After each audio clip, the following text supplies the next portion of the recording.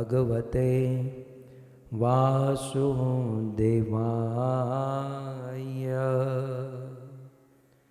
ओम नमो भगवते वासुदेवाय।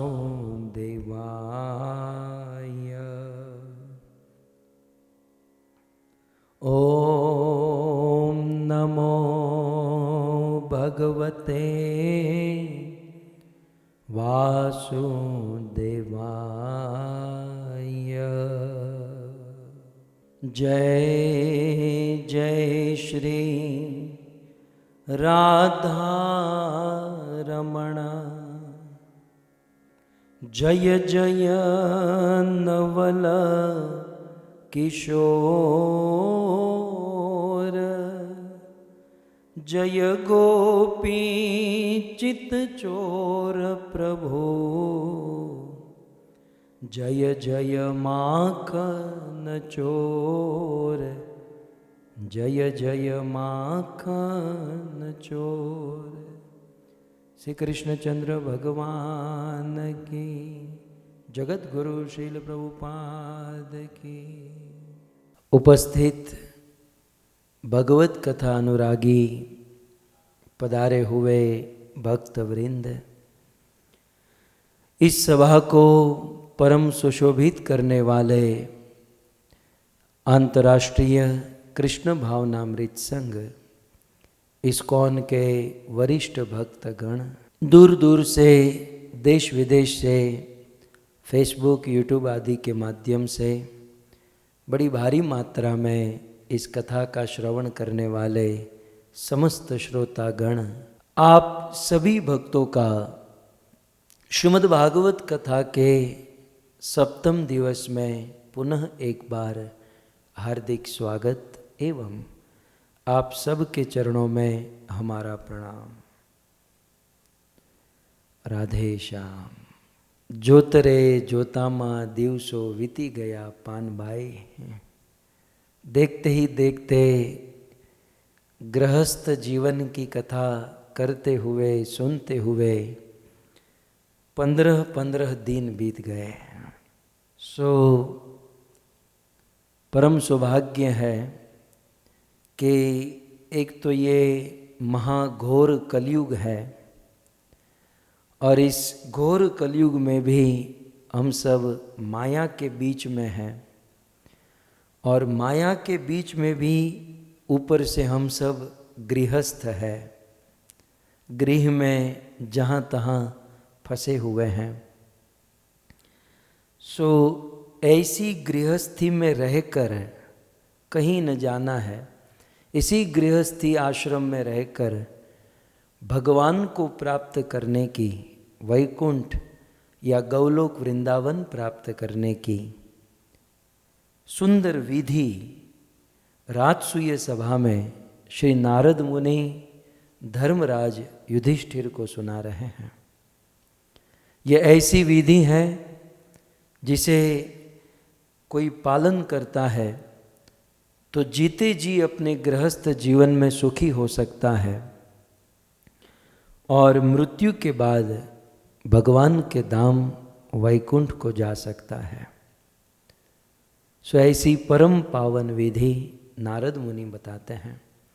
अनेकों बातें हम तो 15 दिन से सुन रहे हैं, इसलिए मैं रिपीट भी करूंगा तो 1 घंटा चला जाएगा। सो आप सब बड़े ध्यान से सुन रहे हैं एक एक बातों को। अभी हम जिस मोड़ पर आए हैं उस राजसूय सभा में सप्तम स्कंद 14वां अध्याय 30वां श्लोक। तो यहाँ पर नारद मुनि हम गृहस्थों के लिए कहते हैं कि हे युधिष्ठिर, प्रत्येक गृहस्थों को साल में एक बार, ये यहाँ पर ये हमको लिमिटेशन में बांध नहीं रहे हैं, ये मिनिमम कह रहे हैं। मिनिमम साल में एक बार, 2 बार हो तो अच्छा है, 3 बार, 4 बार, 5 बार, 10 बार, 12 बार तो बहुत अच्छा है। तो कुल मिलाकर नारद मुनि कहते हैं कि गृहस्थों को चाहिए कि अपने घर से बाहर निकले और किसी पवित्र क्षेत्र में मुलाकात ले, किसी पवित्र क्षेत्र में विचरण करें। अब इसके पीछे बहुत बड़ा साइंस है कि यदि कोई आदमी घर पर ही पड़ा रहेगा, छुट्टी के दिन हो चाहे अच्छे दिन हो, चाहे घर पर ही पड़ा रहेगा, तो उसकी घर में आसक्ति हो जाएगी। तो एक बात तो इसलिए है कि कहीं हमारे स्थान पर, हमारे घर में बहुत आसक्ति न हो जाए, इसलिए घर से बाहर निकलने की प्रैक्टिस होनी चाहिए। क्योंकि एक ना एक दिन तो घर छोड़ना है। सो जिस दिन घर छोड़ना पड़ेगा उस दिन ज्यादा प्रॉब्लम न हो जाए, नहीं तो तड़प आदमी बड़ा चिंता में आ जाता है। अचानक किसी के सर पर मौत मंडराने लगे तब तो बड़ी मुश्किल हो जाती है, लेकिन मौत से पहले, यह घर संसार, यह गृहस्थी छोड़ने से पहले यदि छोड़ने की आदत लगी है, यदि अभ्यास है छोड़ने का, तब तो कोई चिंता नहीं है। तो वह अभ्यास होना चाहिए, क्योंकि ये जिंदगी जो है नरेंद्र भाई, ये जिंदगी किराए का घर है। भोपाल में भले आपका अपना घर है, लेकिन कुल मिलाकर यदि हिसाब जोड़े तो यह जीवन एक किराए का घर है, ये परमानेंट नहीं है। हमारे संतों ने कहा, जिंदगी एक किराए का घर है, एक ना एक दिन बदलना पड़ेगा, एक ना एक दिन बदलना पड़ेगा। मौत जब तुझको आवाज देगी, है मौत जब तुझको आवाज देगी, इसे खाली करना पड़ेगा, इसे खाली तो करना पड़ेगा। ये जिंदगी किराए का घर है, एक ना एक दिन इसे बदलना पड़ेगा। आप कहोगे नहीं, परमानेंट नहीं कर सकते, पकड़ के नहीं रख सकते। दुनिया में बहुत बड़े बड़े लोग आए, हम और आप क्या चीज है। सहस्त्र बाहु दश वदन आद नीतो, बचे न काल बलीते, हम करी धन धाम सवारे, अंत चले उठ रीते। हम तो दो भुजा वाले हैं, सहस्त्र बाहु, हजारों भुजा वाले कार्तवीर अर्जुन, या 10-10 मस्तक वाला रावण। बड़े से बड़े लोग आए, बड़े से बड़े पराक्रमी, शक्तिशाली, बुद्धिमान लोग आए, लेकिन मृत्यु से नहीं बदल सके। कत चतुरानन मरी मरी जाऊं, न तू आदि अवसाना, माधव कत तोर करऊं बड़ाई। कितने भी बड़े बुद्धिमान आए, कितनी भी बुद्धि चलाए, मृत्यु से नहीं बदल सकता। सो कुल मिलाकर एक ना एक दिन ये शरीर रूपी भाड़े का मकान छोड़ना है। तो जब इसे छोड़ना पड़े तब हमें कष्ट नहीं होना चाहिए। और वह कष्ट कब नहीं होगा? जब छोड़ने का अभ्यास होगा। 365 दिन बस उसी घर में लगे रहेंगे, पड़े रहेंगे, तो भाई मरते समय बड़ा कष्ट होगा। इसलिए साल में 2-5 बार घर को छोड़ देना चाहिए। आजकल कुछ लोग घर छोड़ते हैं, यात्रा जात्रा करते हैं, लेकिन वो घर नहीं छोड़ने के बराबर है। घर पे जितनी चीज सामग्री नहीं होती उतनी साथ में लेकर चलते हैं। कुछ लोग जाते हैं यात्रा में तो 2-2 महीने पहले तो तैयारी करते हैं कि ये खाखरा, घुघरा, थेपला, ये वो बहुत सारी चीज जितनी घर पर नहीं खाते उतनी बाहर जाकर खाते हैं। ऐसा नहीं। अभ्यास कैसा होना चाहिए? सब कुछ छोड़ छाड़ कर निकले और एटलीस्ट 5-10 दिन के लिए यह सोचे कि मेरा कुछ नहीं है, न मेरे पास घर है, न संपत्ति, न बैंक बैलेंस, और उस अवधूत अवस्था में रहने का अभ्यास करे। बड़ा आनंद आएगा और मृत्यु के समय परेशानी नहीं होगी। हमारा तो क्या है, हम तो जब यात्रा में जाते हैं ना, गोकुल, मथुरा, वृंदावन, तो हम हमारी पोजीशन भी साथ लेकर जाते हैं। मैं नीचे क्यों बैठूंगा, मैं तो बहुत बड़ा बॉस हूं, मैं तो मालिक हूं, मैं तो फलाने का मालिक, मैं तो इतना करोड़पति, ये पति। अब तुझे ये पति वो पति ही करना था तो तीर्थ यात्रा में जाने की क्या आवश्यकता है? सो इन सारी बातों को हमें समझना चाहिए। सो कुल मिलाकर नारद मुनि गृहस्थों के विषय में विधि बताते बताते बताते अब उस मोड़ पर आए हैं जहाँ पर नारद मुनि कहते हैं कि गृहस्थों को घर से बाहर निकलना चाहिए। जैसे प्रहलाद महाराज ने क्या कहा कि हे पिताजी, वनम गतो यत, मैं गृहस्थ, आप गृहस्थ, हम गृहस्थों को बारंबार वन में, व्रज वृंदावन या तीर्थों में जाना चाहिए। मुझे तत्कालीन एक बात याद आ रही है, कबीरदास जी के जमाने की ये बात है। उस जमाने में एक बहुत बड़ा राजा था, बादशाह था, और उनको भगवान से मिलने की इच्छा हो गई। तो उन्होंने निर्णय ले लिया कि बस अब राजपाट ये सब कुछ छोड़ छाड़ कर वन में चला जाऊंगा। लेकिन 2-5 वाउचर होते ही हैं राजा के आजू बाजू में। उन्होंने कहा, राजा ये सब छोड़ने की जरूरत नहीं है, मन चंगा तो कथोट में गंगा, यदि मन चंगा है तो घर बैठे गंगा। तो इस प्रकार की कुछ बात कहे और राजा ने अपना मूड बदल दिया, बोले छोड़ो, कौन जाएगा वन में। ये बात कबीरदास जी को पता चल गई। महान संत थे, कबीरदास जी भी गृहस्थ थे। तो वे गए, उन्होंने ऊंटहारे का रूप धारण किया। ऊंटहारा माने ऊंट बेचने वाला। सो ऊंटहारे का रूप लेकर उस राजा के राज्य में आए। प्रत्येक घर में जा जाकर बेल बजाते, खटखटाते, घर वाला दरवाजा खोलता, बोले कौन आप, क्या काम है? बोले मेरा ऊंट खो गया है, तो मेरा ऊंट कहीं आपके घर में तो नहीं आ गया? वो घर वाला कहता, हमारे घर का दरवाजा देखो, कहाँ हमारा दरवाजा, कहाँ आपका ऊंट, आपका ऊंट हमारे घर में कैसे आ सकता है? कम से कम ये थोड़ा तो सोचो। वे दूसरे के घर में गए, यही प्रश्न, मेरा ऊंट देखा। तीसरे के घर में गए, मेरा ऊंट देखा। चौथे घर में ऊंट देखा, ऊंट देखा। पूरे राज्य में सबको परेशान कर दिया। और राज्य के सभी लोग राजसभा में पहुंचे, राजा को कंप्लेंट की, कबीरदास जी को बुलाया, ऊंटहारे का रूप लेकर आए। राजा ने कहा, ये ऊंटहारा, ये हमारे आदमियों को परेशान क्यों कर रहा है? इसने सहज कहा, मेरा ऊंट खो गया है तो मैं खोज रहा हूं। राजा ने इतना ही कहा कि तेरा इतना बड़ा ऊंट इन लोगों के घर में रह सकता है? तू कम से कम सोच तो सही, तेरा इतना बड़ा ऊंट इन लोगों के घर में रह सकता है, टिक सकता है? तो कबीरदास जी ने इतना ही कहा कि राजन, मैं यही समझाने के लिए आया हूं कि एक ऊंट यदि किसी आदमी के घर पर नहीं रह सकता तो परम विभु भगवान, षड ऐश्वर्य पूर्ण भगवान इन छोटे से घर में या छोटे से महल में कैसे रह सकते हैं? जैसे ऊंट को ढूंढना है तो घर से निकलना होगा, जब साधारण ऊंट को खोजना है तो घर से निकलना होगा, तो ईश्वर को खोजने के लिए क्या घर से बाहर निकलना नहीं होगा?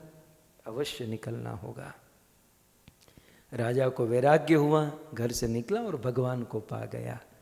सो कुल मिलाकर हम गृहस्थों को कहीं गृहस्थी में फंस न जाए। गुरु महाराज कहते हैं कि यूं तो हम गृहस्थों की हालत उस रेशम के कीड़े जैसी है। रेशम का कीड़ा अपनी लार ग्रंथि से ही अपना घर बनाता है। जैसे हम लोग अपनी ही बुद्धि से, अपनी ही इच्छा से, अपने ही सामर्थ्य और शक्ति से विवाह करते हैं, बच्चे करते हैं, बच्चे के बच्चे, उनकी शादी, हम लोग ही तो समाज का निर्माण करते हैं। और फिर हम लोग हमारे ही बनाए हुए घर में फंस कर मर जाते हैं। रेशम का कीड़ा जैसे घर बनाते बनाते बनाते बनाते उसी में फंस जाता है, फिर तड़पता है, मैं कहाँ से निकलूँ, कहाँ से निकलूँ। परम पूज्य राधा गोविंद गोस्वामी महाराज कहते हैं, कोई बात नहीं, घर बनाओ। आप लोग गृहस्थ हो, घर गृहस्थी होनी चाहिए, लेकिन इतना भी घर नहीं बढ़ा लो कि आप अंदर से बाहर न निकल सको। एटलीस्ट बाहर निकलने का एक दरवाजा तो छोड़ो। अरे दरवाजा छोड़ो, एक खिड़की तो रख दो कि कम से कम साल में 1-2 बार वृंदावन जा सके, गोकुल मथुरा जा सके। सो कुल मिलाकर हम गृहस्थों को घर से निकलने का ये प्लान, ये प्रोजेक्ट होना चाहिए कि हम जो कमा रहे हैं, हम जो मेहनत कर रहे हैं, ऐसे ही मर जाएंगे। उससे अच्छा है कि जीवन में हम पवित्र स्थानों की मुलाकात करें।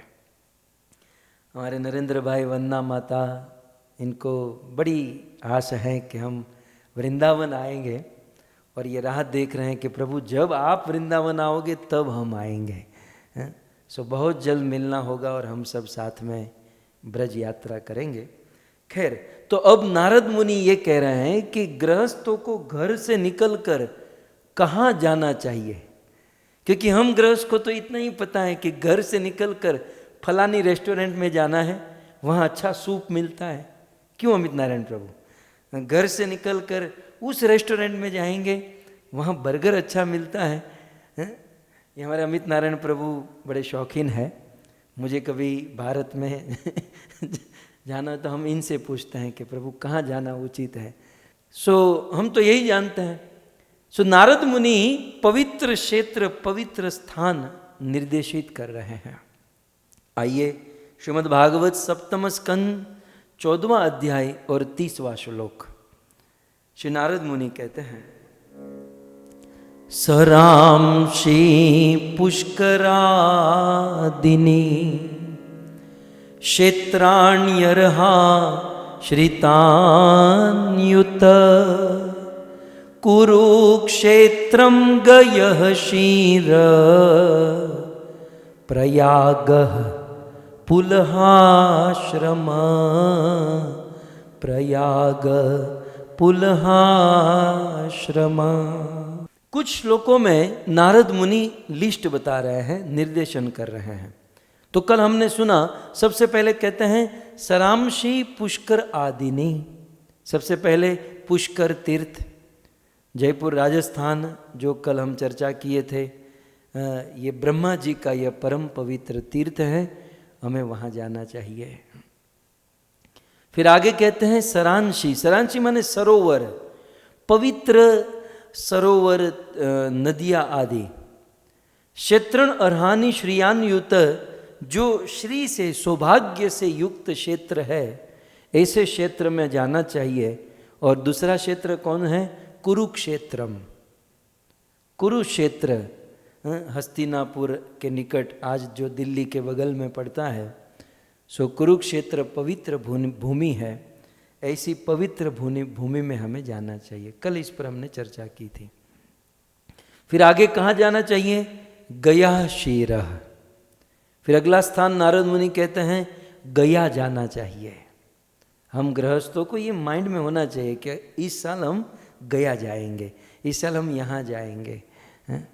सो गया, गया जो है भगवान विष्णु का स्थान है। ये गया और कुछ नहीं, भगवान विष्णु पर ही ये पूरा गया जो है स्थित है। और यहाँ पर श्राद्ध करने की बड़ी महिमा है। ऐसा कहते हैं स्वयं भगवान रामचंद्र ने इस गया में स्नान किया था, श्राद्ध किया था। और भगवान रामचंद्र, देवी सीता, लक्ष्मण जी जब श्राद्ध कर रहे थे, ब्राह्मणों को भोज जीवा रहे थे, तो भोजन कराते हुए अचानक देवी सीता वहाँ से दूर हो गई। भगवान रामचंद्र सोच में पड़ गए कि सीता को अच्छा नहीं लगा, पता नहीं सीता क्यों दूर हो गई। तो भगवान रामचंद्र देवी सीता जी के पास जाते हैं, कहते हैं देवी इतना सुंदर श्राद्ध हो रहा है और तुम श्राद्ध को छोड़कर दूर हो गई। सीता जी ने कहा कि प्रभु, मैं ब्राह्मणों को भोजन परोस रही थी, तो मैंने देखा कि वो ब्राह्मण नहीं, वो साधु नहीं, वो हमारे ससुर जी, आपके पिता दशरथ महाराज हैं, उनके पिता अज, रघु, ये हमारी 3 परंपरा बैठी हैं। और मैं उनके सामने मैं कैसे प्रकट हूँ, इसलिए लज्जा के मारे में दूर हो गई। तो सार ये है कि गया में जब हम श्राद्ध करते हैं तो साक्षात हमारे पितृ धरती पर आकर उस श्राद्ध को ग्रहण करते हैं। और गया स्वयं भगवान विष्णु का क्षेत्र है। मेरे लिए गया की महिमा ये है, वैसे बहुत सारी महिमा है, लेकिन मुझे आप पर्सनल कहो तो गया मुझे इसलिए पसंद है क्योंकि ये वो तीर्थ हैं जहाँ पर श्री चैतन्य महाप्रभु ने प्रथम प्रेम रस का आस्वादन किया था। ये वो प्रथम तीर्थ है। श्री चैतन्य महाप्रभु छोटे थे तब नटखट थे, फिर और थोड़े बड़े हुए तो वे संस्कृत के प्रकांड पंडित बने, वो टीचर थे, संस्कृत पढ़ाते थे। तो महाप्रभु के अनेकों रूप देखे गए, लेकिन जब महाप्रभु ने विवाह किया और विवाह करके वे गया गए और गया से जब लौटे तब उनका रूप बदल गया, और वह रूप भगवान श्री कृष्ण के प्रेम में आप्लावित राधा भाव महाप्रभु में प्रकट हुआ, तो इस गया तीर्थ से। तो इसकी बड़ी महिमा है। अतः नारद मुनि कहते हैं कि कुरुक्षेत्रम गयः शिरः, गया जाना चाहिए। भक्तों, ये एक एक तीर्थ की 7-7 दिन की कथा हो सकती है।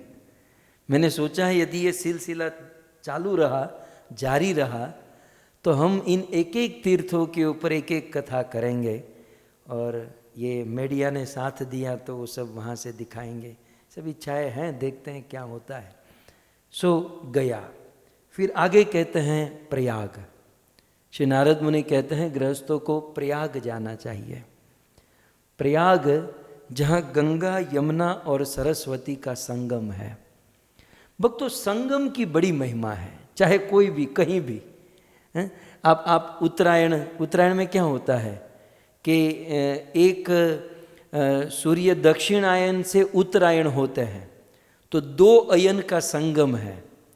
हमारे वेदों में या भगवान की दृष्टि से जहाँ संगम होता है, किसी भक्त का संगम, किसी दिशा का संगम, कहीं भी संगम, तो वो बड़ा पवित्र माना गया है। और तीर्थराज प्रयाग में तो 1 नहीं 2 नहीं 3 नदियों का संगम है। सो गंगा, यमुना, सरस्वती बहती हैं, फिर वेणी माधव, बिंदु माधव का सुंदर दर्शन है, और भरद्वाज ऋषि का आश्रम। रामायण की जड़ तो यहीं पर है ना, प्रयाग में। भरद्वाज मुनि बस ही प्रयागा।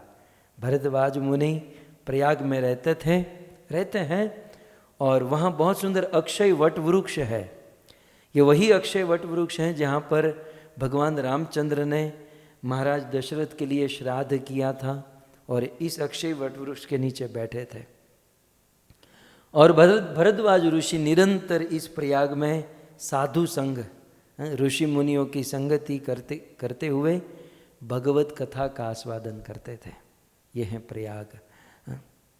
प्रयाग बोलूं तो मुझे भगवान रामचंद्र के भाई भरत याद आते हैं।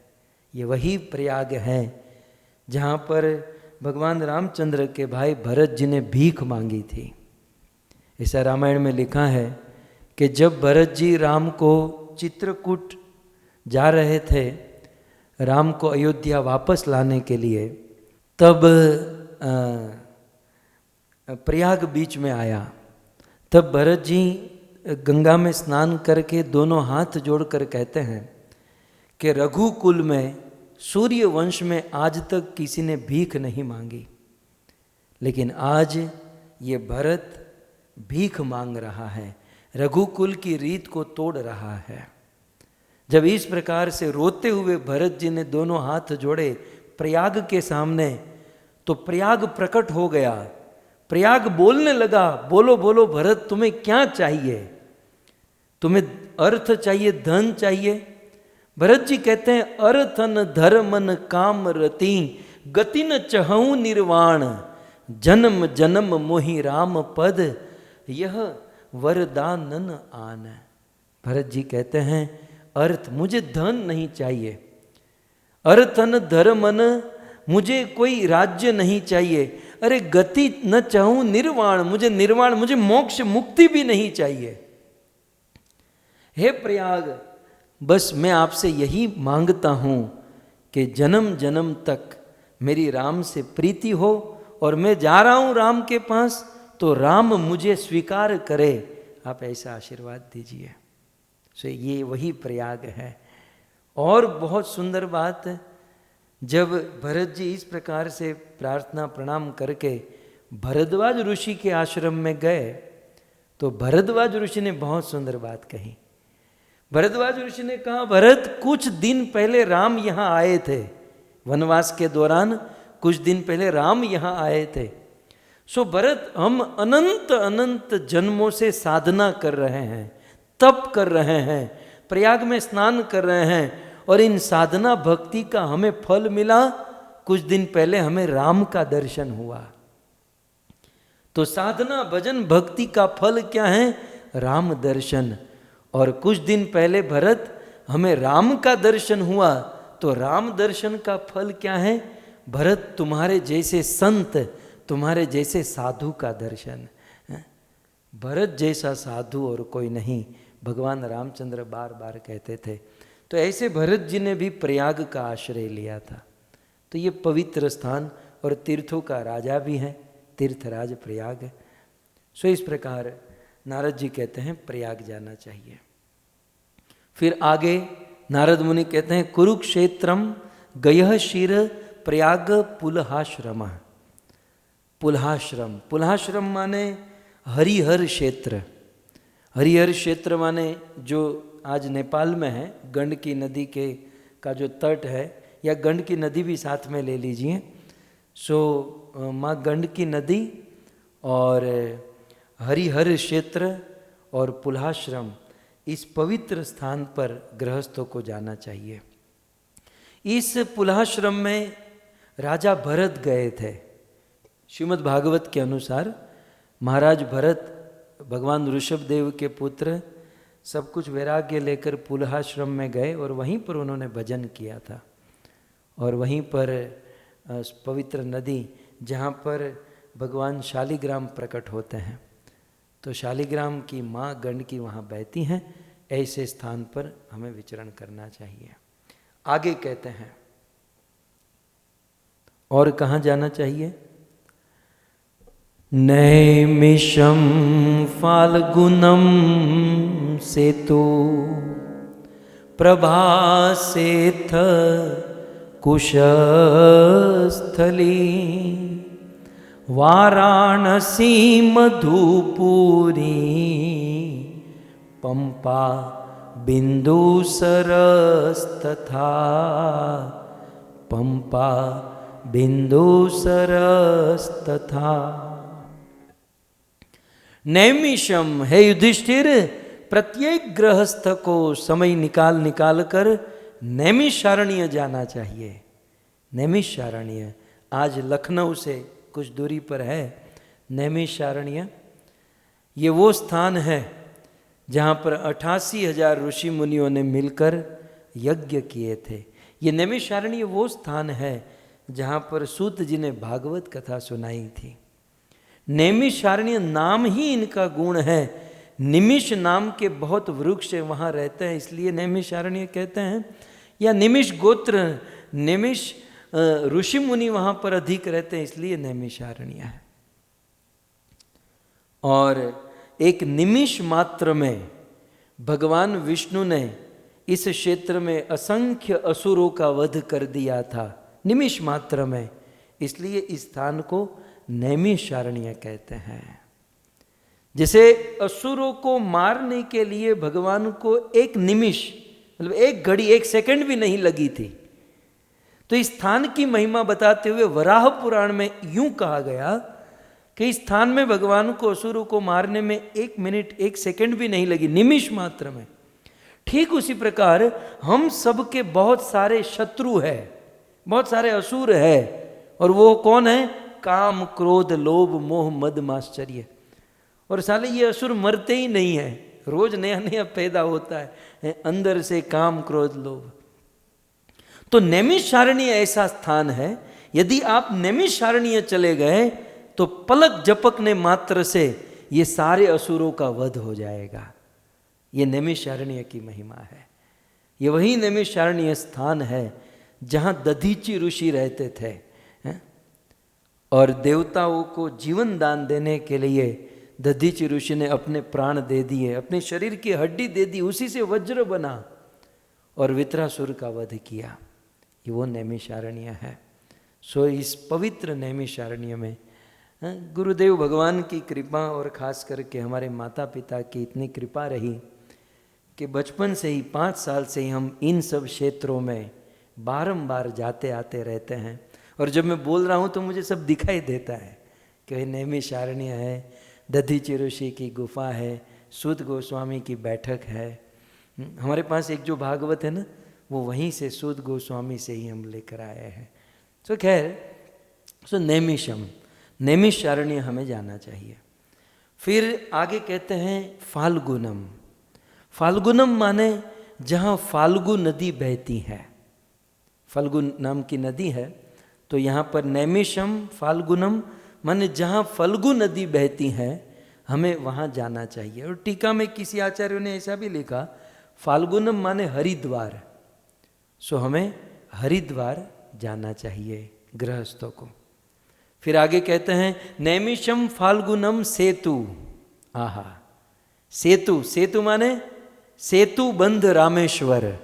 हम गृहस्थों को समय निकालकर स्विट्जरलैंड या यहाँ वहाँ नहीं भटकना चाहिए। चले भी गए तो केवल शरीर का व्यर्थ व्यय ही है। हमें सेतु बंध रामेश्वर जाना चाहिए।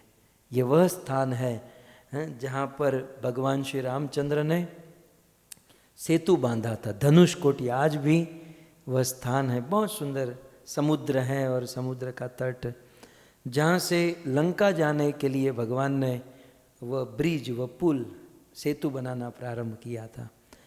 तो यहाँ पर भी बहुत सुंदर लीलाएं हुई हैं। तो सेतु, सेतु माने सेतु बंध रामेश्वर। फिर आगे कहते हैं प्रभासो। प्रभासो माने पोरबंदर और प्रभास क्षेत्र, गुजरात, सौराष्ट्र। सो नारद मुनि कहते हैं प्रभास जाना चाहिए। सुदामा जहाँ रहते हैं वह पोरबंदर, वह सुदामापुरी। और प्रभास माने ये वो क्षेत्र है जहाँ पर भगवान श्री कृष्ण ने उद्धव जी को भागवत का ज्ञान दिया था। और भगवान श्री कृष्ण उद्धव जी के देखते देखते भागवत में कन्वर्ट हो गए। आजकल इसे समझना कठिन नहीं है। भगवान स्वयं ही भागवत के श्लोकों के रूप में, भक्तों में ये आपके सामने जो नीचे दिखा रहा हूं ना, ये और कुछ नहीं, ये मैं मेरे कृष्ण को दिखा रहा हूं। ये जो काला काला है ना वो कृष्ण है, और जो गोरा गोरा है वो राधा रानी है। ये भागवत के श्लोक आप साधारण किताब मत समझिए। और ये भागवत के श्लोक ये साधारण लैंग्वेज नहीं, ये स्वयं भगवान कृष्ण, कृष्ण ही इन श्लोक के रूप में कन्वर्ट हो गए। कई बार भक्त लोग कहते हैं ना कथा में बड़ा आनंद आता है, आपको आया ना, मुझे तो बहुत आनंद आता है। तो क्यों, उसमें क्या है? क्या हमारी कोई महिमा नहीं है, ये कृष्ण को धर देते हैं। हमारा क्या है ना, हम पहले ही भगवान वो भागवत के श्लोक को धर देते हैं और फिर उसी के आजू बाजू में हम लोग थोड़ा सा नाचते हैं, कूदते हैं, घूमते हैं, कभी ये कभी वो, और वह इसी में आनंद लेते हैं। और एहसास तो होता है कि मानो हम भगवान के गोद में बैठे हैं। सो प्रभास, प्रभास माने ये वो प्रभास क्षेत्र हमें जाना चाहिए जहाँ पर भगवान श्री कृष्ण ने उद्धव को ज्ञान दिया, जहाँ कृष्ण भागवत के रूप में कन्वर्ट हो गए और फिर भगवान इसी प्रभास क्षेत्र से डिपाचर हुए। भगवान श्री कृष्ण लैंड कहाँ पर हुए थे? मथुरा में कंस के कारागार में, राइट। भगवान को जब आना हुआ तो लैंड हुए ब्रज में, लेकिन डिपार्ट कहाँ से हुए? गुजरात, सौराष्ट्र, और सौराष्ट्र में भी कहाँ? द्वारिका से नहीं। भगवान अपने धाम में गए तो प्रभास से, प्रभास क्षेत्र से। यहाँ ब्रह्मा आदि देवी देवताओं ने भगवान से प्रार्थना की और बहुत सुंदर बलदेव जी की गुफा और बहुत सारे स्थान दर्शनीय है।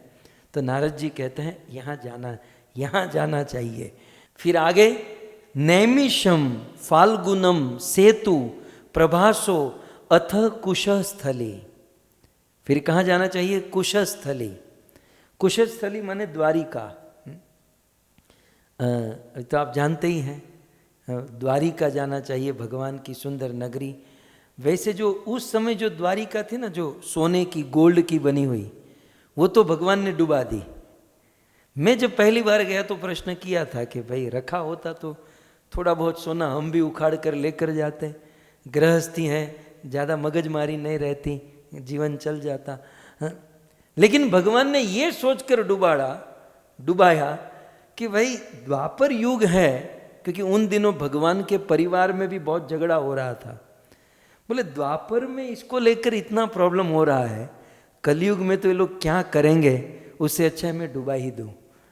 तो भगवान गए, उसके पहले वो सोने की जो द्वारिका नगरी थी उनको डुबा दिया, लेकिन उस द्वारिका का प्रतिनिधित्व करने वाली नगरी महल आज भी द्वारिका में सौराष्ट्र में है।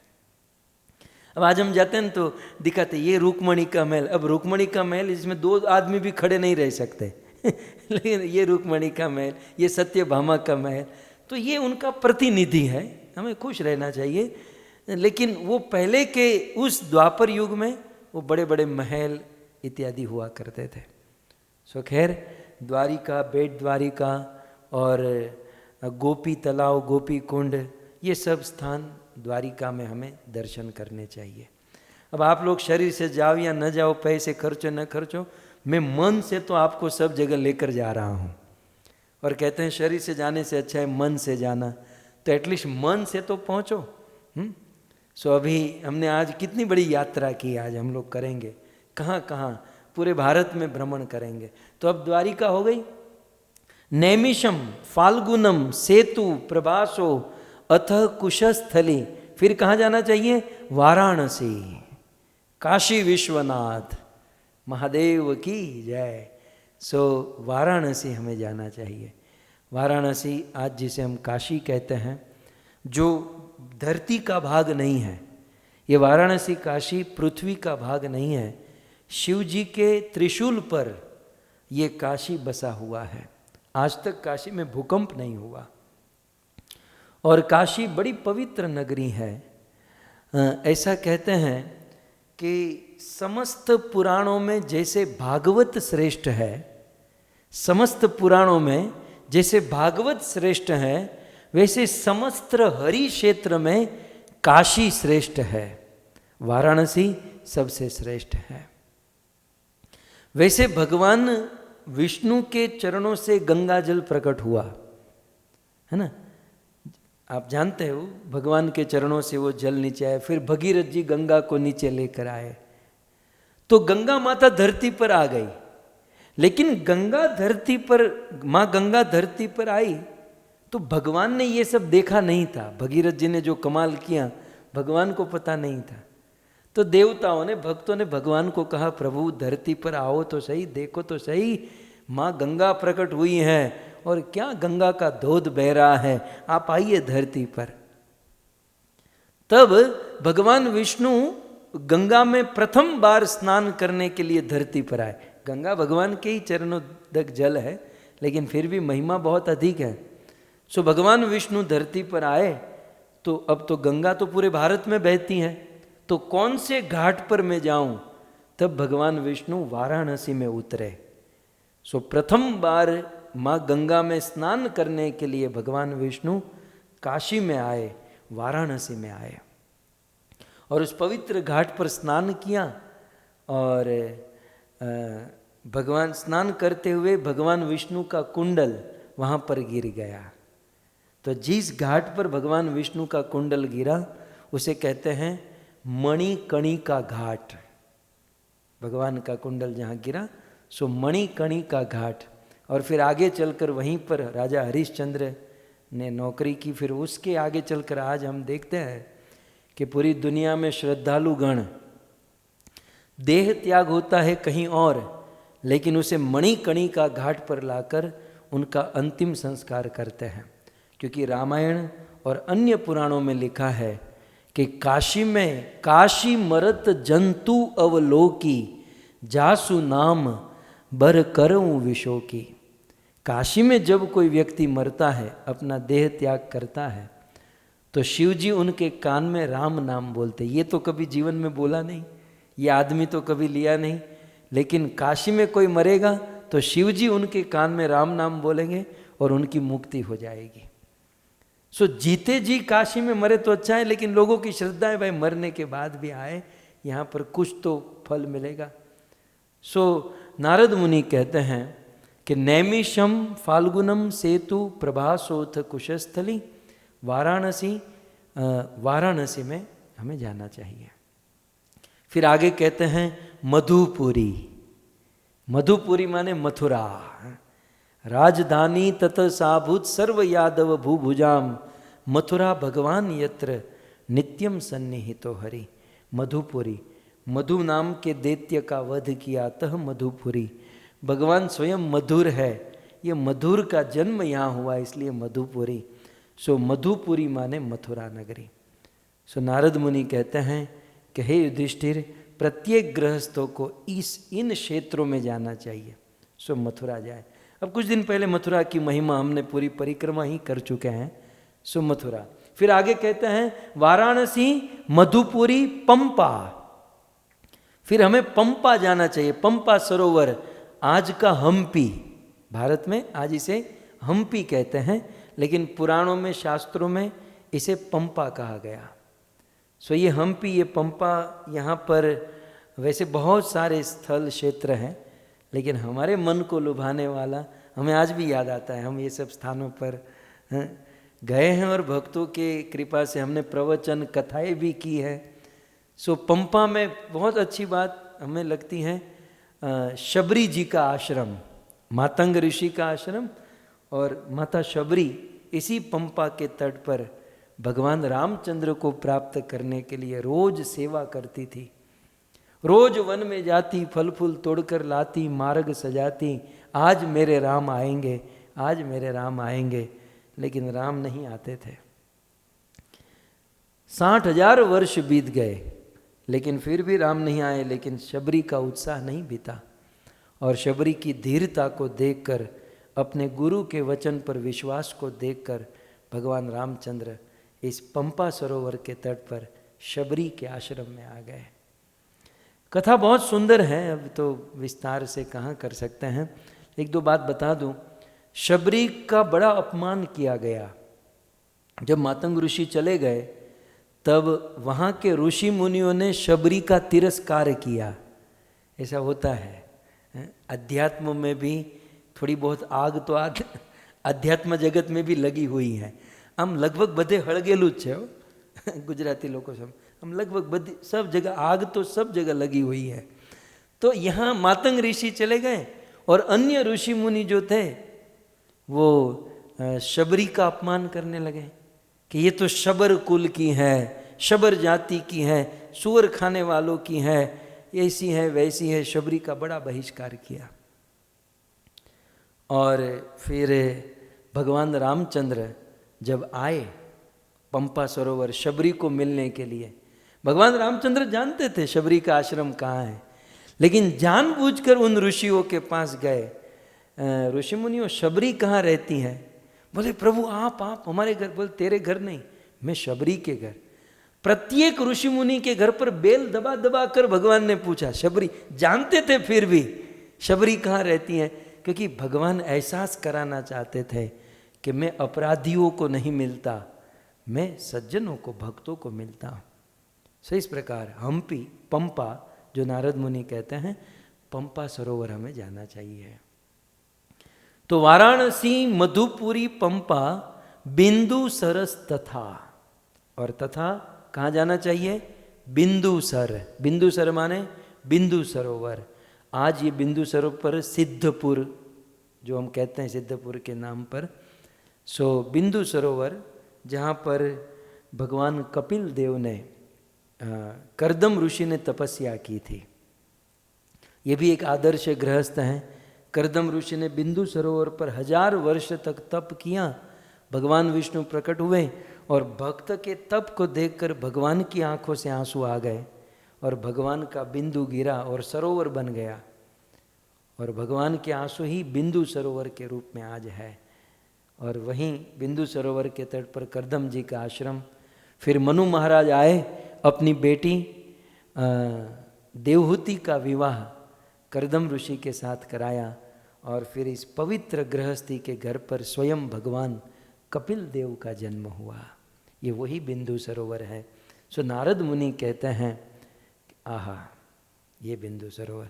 सो नारद मुनि कहते हैं कि ऐसे पवित्र स्थान पर हमें जाना चाहिए। युधिष्ठिर महाराज ने कहा हो गया तो श्लोक का अंतिम शब्द आप देखिए, हुआ नहीं, बोले तथा। तथा माने और जोड़ना है। तो कहते हैं वाराणसी, मधुपुरी, पंपा, बिंदुसर, तथा तथा और क्या, तो अगले श्लोक में कहते हैं नारायणाश्रमो नंदा सीताराम श्रमादय सर्वे कुलाचला राजन महेंद्र मलयादय महेंद्र मलयादय। नारद जी कहते हैं नारायण आश्रमों तथा और गृहस्थों को चाहिए कि समय निकाल कर नारायण आश्रम, माने ये शॉर्ट फॉर्म, संस्कृत बहुत कॉम्पैक्ट लैंग्वेज है, इसको यदि खोलना है तो नर नारायण आश्रम। कहाँ जाना चाहिए? नर नारायण आश्रम माने बद्री का आश्रम, माने बद्रीनाथ। सो प्रत्येक गृहस्थों को चाहिए कि वे बद्रीनाथ धाम में जाए। भक्तों, कुछ ही दिनों के बाद द्वार खुलेंगे, अक्षय तृतीया, और फिर बद्रीनाथ धाम में शुरू होगा दर्शन। सो बद्रीनाथ जाना चाहिए, जहाँ पर आज भी भगवान नर नारायण तप करते हैं। वेदव्यास मुनि की गुफा है जहाँ पर उन्होंने भागवत लिखा। गणेश जी का मंदिर है, और उद्धव जी ऐसा कहते हैं कि वहीं पर चले गए ना बद्रीनाथ धाम में, सो उद्धव महाराज का भी दर्शन प्राप्त होता है। सो नारायण आश्रमों, फिर कहते हैं नंदागिरी। नंदागिरी जहाँ नंदा नदी बहती है, उस नंदा हमें जाना है। फिर सीताराम आश्रम आदय, फिर सीता और राम जहाँ जहाँ रुके, जहाँ जहाँ रहे, उन स्थानों में जाना चाहिए। मतलब ज़्यादा नहीं कहा, इतने में सब समझ लेना चाहिए। सीताराम आश्रम आदय माने अयोध्या, चित्रकूट, पंचवटी, नासिक, जहाँ पर सीताराम लक्ष्मण जो विचरण किए रहे, वे स्थान पवित्र हैं और गृहस्थों को इन स्थानों में जाना चाहिए। फिर आगे कहते हैं सर्वे कुला चला राजन, हे राजन सर्वे कुला चला, कुल अचल माने पर्वतों के कुल, बहुत सारे पर्वतों के कुल, ऐसे महेंद्र गिरी, महेंद्र अमल आदय, वैसे महेंद्र पर्वत, महेंद्र गिरी हमें जाना चाहिए। ये महेंद्र गिरी जो है ना, ये साउथ में है, दक्षिण भारत में है। सो महेंद्र गिरी जाना चाहिए। आगे कहते हैं एते पुण्यतमा देशा, हे युधिष्ठिर, ये जो मैंने अभी ये सारे स्थानों का वर्णन किया, ये स्थान कैसे हैं? एते पुण्यतमा, ये पुण्य ही नहीं, पुण्यतर नहीं, ये पुण्यतर। सो एते पुण्यतमा देशा हरीर अर्चा श्रिताश्चये, तो ऐसे पुण्य प्रदेश में, ऐसे पुण्य स्थान पर हमें जाना चाहिए, और ऐसे स्थानों में जाकर हरि की अर्चा और हरि की चर्चा ये दोनों करनी चाहिए। गए और मत्था टिका कर आ गए, अच्छी बात है, लेकिन ऐसे पुण्य पवित्र स्थानों में जाकर हरि अर्चा और हरि चर्चा होनी चाहिए। अब बहुत सुंदर बात, लिस्ट तो आपको पता चल गया। अब कहते हैं एतान देशान, ये सब स्थान जो है निषेवेत श्रेयस कामो हभिक्षणा। एतान देशान, इस देश, इस स्थानों में, जो स्थान युधिष्ठिर मैंने गिनाया, निषेवेत नितराम सेवेत, इन स्थानों का, इन तीर्थों का नितराम, नितराम माने कंप्लीटली सेवन करना चाहिए। इन स्थानों का अच्छे से सेवन करना चाहिए। माने जब इन स्थानों में जाते तो अन्य कोई मगजमारी फजीहत नहीं, केवल इन स्थानों पर कंसंट्रेट करना, इनको देखना, इनको सुनना, यहाँ सेवा करना। तो एतान देशान नी सेवेत नितराम सेवेत्र, किसको इन स्थानों पर किसको जाना चाहिए और किनको सेवा करनी चाहिए? तो कहते हैं श्रेयस कामो, श्रेय माने कल्याण, कामो माने जो कामना रखते हैं, जो अपने गृहस्थ जीवन की मंगल कामना रखते हैं, अपने गृहस्थ जीवन की कल्याण होने की कामना रखते हैं, तो श्रेयस कामो एतान देशान नी सेवेत, इन देशों में उनको सेवन करना चाहिए, उनको विचरण करना चाहिए। तो कहते हैं हाँ, हम तो एक बार वृंदावन जाकर आ गए, हमारा कंप्लीट हो गया, ये हज नहीं करनी है। यहां पर बहुत सुंदर बात कही, ही अभीक्षण स। आप देखो दूसरी लाइन का अंतिम शब्द, ही निश्चित ही, अभीक्षणस, अभीक्षणस माने बार बार, ऐसा मत समझिए एक बार चले गए तो बस अब मनुष्य जीवन हमारा सार्थक हो गया, सफल हो गया। नहीं, अभीक्ष्णस, बार बार ये जो स्थान बताया गया ना, इन स्थानों में हम गृहस्थों को बार बार जाना चाहिए। यदि हम अपना कल्याण चाहते हैं, अपना मंगल चाहते हैं, गृहस्थ जीवन को ठीक से बैलेंस बनाकर रखना चाहते हैं। और फिर इसी श्लोक में बहुत सुंदर कहते हैं तीसरी लाइन में, क्यों? क्योंकि यहाँ पर इन स्थानों में धर्मों, इन स्थानों में आकर यदि कोई व्यक्ति धर्म करेगा, धर्मो ही अत्र माने इन स्थानों में आकर धर्म करेगा, तो हितः पुंसाम, तो वह धर्म पुंसाम मनुष्याम, मनुष्यों का हित करेगा।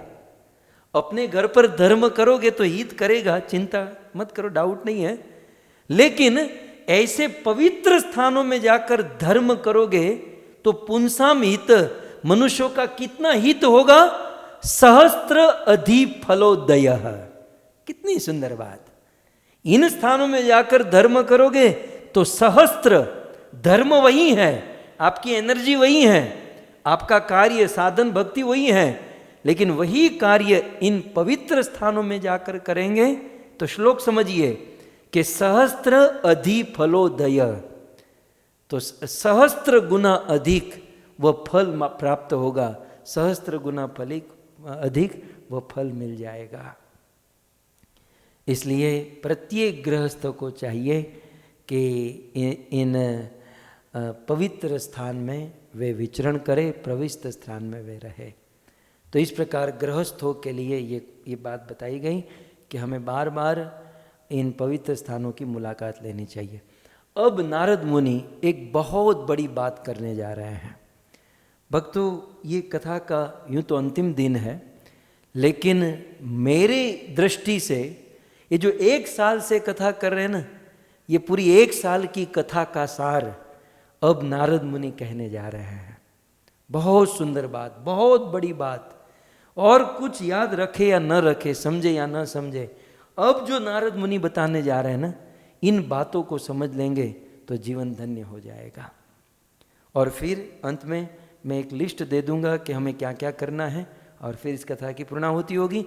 पात्रम त्वत्र नियुक्तम वे कवि भी पात्र वीत में, हरि रेवेक उर्वीश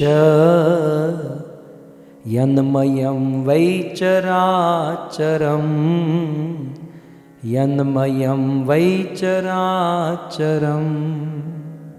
राजसूय सभा में गृहस्थ धर्म या गृहस्थ जीवन में भगवत प्राप्त करने की विधि बताते हुए नारद मुनि का अंतिम पॉइंट, कंक्लूजन करते हुए अंतिम पॉइंट बताते हैं कि युधिष्ठिर गृहस्थों को, मेरे हिसाब से गृहस्थ नहीं सबको, ये बात समझ लेनी चाहिए कि उत्तम पात्र कौन है।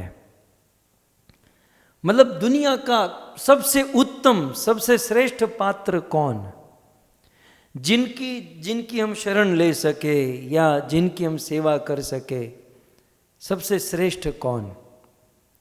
तो बहुत सुंदर नारद मुनि कहते हैं, पात्रम त्वत्र नियुक्तम वे कवि भी पात्र वित्त में। बड़े बड़े कवि, यहाँ कवि माने वो गाने वाले, सुर लगाने वाले नहीं, कवि माने विद्वान होता है, कवि माने विद्वान को भी कवि कहते हैं। सो बड़े बड़े विद्वानों ने जो पात्र के विषय में जानते हैं, पात्र की सारी जानकारी रखने वाले, पात्रम त्वत्र निरुक्तम वे कवि भी पात्र वित्त। मैं इसलिए कह रहा हूं, हम गृहस्थों को बड़ी कंफ्यूज होती है कि हम घर पे किस साधु को बुलाए, हम भगवान की अर्च विग्रह की सेवा करें, पूजा करें, कौन साधु, इनकी पूजा, इनकी सेवा, इनको डोनेशन, ये करे वो करे, बड़ी कंफ्यूजन गृहस्थों में चलती है।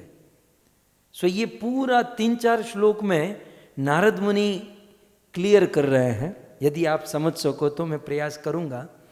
सो कहते हैं, पात्रम त्वत्र नियुक्तम वे कवि भी पात्र वित्त में, पात्र वित्त में, पात्र के बारे में वित्तम जानने वाले बड़े बड़े कवि विद्वानों ने पात्र नियुक्तम, पात्र को नियुक्त किया है, मतलब कंक्लूजन निकाला है, मतलब उन्होंने डिसीजन लेकर हमें दे दिया है कि सबसे उत्तम पात्र कौन है। कौन है? हरि रेवेक उर्वीश यन्मयम वे चराचरम, यन्मयम वे चराचरम। ये पूरे चराचर जगत के स्रोत, ये पूरे चराचर जगत जिनका अंश है, ऐसे हरि ही वास्तव में पात्र है। हरि ही श्रेष्ठ पात्र, उत्तम पात्र या वास्तविक पात्र है। तो हरि एवेकम मतलब एक मात्र हरि ही उर्विशम यन्मयम वे चराचरम। सो ये बात समझ। और ये हरि, ये मूर्ति की बात नहीं हो रही है, ध्यान से सुनिएगा। ये कोई अर्च विग्रह मूर्ति डिटी की बात नहीं हो रही, ये बात हो रही है गौलोक में रहने वाले गौलोक विहारी बजेंद्र नंदन श्याम सुंदर जो हरि है, वो सबसे उत्तम और सत्पात्र है। यदि आपको कुछ लेना देना है तो आप गौलोक जाओ, उनको कुछ देकर लेकर आओ, नहीं तो उसको नीचे बुलाओ और उनको हाथ में दो, तो ये सत्पात्र है। देखो स्टेप वाइज क्लियर कर रहे हैं। सो हरि एवेकम, एवेक के शब्द आचार्यों ने बहुत कुछ लिखा है। एवेक माने साक्षात हरि, कोई रिप्रेजेंटेटिव नहीं, या कोई आजकल कहते हैं ना मैं हरि का अवतार हूं मैं, या मैं भगवान का रिप्रेजेंटेटिव, कोई बीच में नहीं, सीधे हरि, साक्षात हरि जो है वही सत्पात्र है। गीता में जैसे कृष्ण ने कहा भोक्ताराम यज्ञ तपसाम सर्वलोक महेश्वरम स्वदम सर्वभूतानाम। और अब नारद मुनि इस बात को और क्लियर करते हैं कि युधिष्ठिर साक्षात हरि, साक्षात कृष्ण ही सत्पात्र है। और इसका प्रमाण अभी अभी तूने देखा। क्या देखा? तो अगले श्लोक में कहते हैं देवर्षहस्तु वे सत्सु तत्र ब्रह्मात्मजादिषु राजन यद अग्रपूजायाम मतः पात्रतयाच्युत। अभी अभी युधिष्ठिर तूने देखा कि देवेशु, सभी देवताओं ने मिलकर, और सत्सु तत्र ब्रह्म आत्मजादिषु, ब्रह्म ऋषि ने, देव ऋषि ने, देवताओं ने, राजा महाराजा क्षत्रिय सब लोगों ने मिलकर क्या किया? राजन अग्र पूजायाम, इस भगवान कृष्ण की, हरि की अग्र पूजा की। माने सतपात्र गौलोक में रहने वाले द्विभुज श्याम सुंदर भगवान श्री कृष्ण है। और उसको और प्रमाण, कुछ लोग कहते हैं ना निराकार ब्रह्म को पूजो, यहां निराकार की बात ही नहीं है, यहां किस भगवान कृष्ण की बात है? कुछ लोग कहते हैं ना ये उस कृष्ण की भक्ति मत करो जो अंदर परमात्मा के रूप में रहते, वो यहां परमात्मा की बात नहीं है। यहां क्लियर बात है कि राजन, दूसरी लाइन में देखे, अग्र पूजायाम, अभी अभी अग्र पूजा हुई, अग्र पूजा हुई तो उनका चरण भी धोया, उनको हार भी पहनाया, तो इसका अर्थ है उसके चरण भी हैं, उनका मस्तक भी है, मतलब वो आकार है, निराकार नहीं है। तो ये तो बिल्कुल क्लियर हो गया कि जो साकार है और जो स्वयं भगवान श्री कृष्ण है, मतः पात्र तयाच्युत, उस अच्युत को, उस भगवान श्री कृष्ण को पात्र माना गया। सबसे उत्तम पात्र, सबसे श्रेष्ठ पात्र, जिसको आप दे सकते हो, जिसके शरण में आप जा सकते हो, केवल यही है, वो उत्तम पात्र। मैं फिर से कहूँ, यहाँ डिटीज की बात नहीं है, मूर्ति डिटीज ये सब दूर की बात, सब कुछ आएगा। यहाँ साक्षात कृष्ण की बात है। क्यों क्यों कृष्ण को ही चुना? यहाँ एक श्लोक में नारद मुनि कहते हैं कि क्यों कृष्ण को ही चुना। तो कहते हैं नारद मुनि, बहुत सुंदर बात, जीव राशि भिरा किरण अंडकोशांग्रिपो महान तन्मूलत्वाद अच्युते ज्या सर्वजीवात्म अर्पणम सर्वजीवात्म अर्पणम। क्यों भगवान श्री कृष्ण को ही सत्पात्र या उत्तम पात्र के रूप में चुना गया? तो कहते हैं जीव शीरा भिरा किरण, जीव राशि, इस दुनिया में जितने भी जीव है, छोटे बड़े स्थावर जंगम जो भी है, अंड कोशांग्रिधो अंग्रिपो महान, ये सारे जीव कैसे हैं? अंडकोश माने ये पूरा ब्रह्मांड कैसा है? अंग्रिप, ये शब्द एक पकड़ लीजिए, पहली लाइन का सेकेंड लाइन, अंग्रिपो, अंग्री माने चरण, पो माने पीना। तो इस दुनिया में चरण से पानी कौन पीता है? आप लोग पीते हैं? यहां कहते हैं अंग्रिपो, अंग्रिप माने, अंग्री माने चरण, प माने पीना, जो चरण से पानी पीते हैं उसे अंग्रिप कहते हैं। तो अंग्रिप माने वृक्ष, पेड़ पौधे, वृक्ष, ठीक है। तो अंडकोश, ये ब्रह्मांड जो है, ये ब्रह्मांड जो है वो अंग्रिप वृक्ष के समान है। और इस वृक्ष में जो पत्ते, डाली, फल फूल जो है वो जीव राशि भिरा किरण, वो संसार के छोटे मोटे सारे जीव क्या हैं?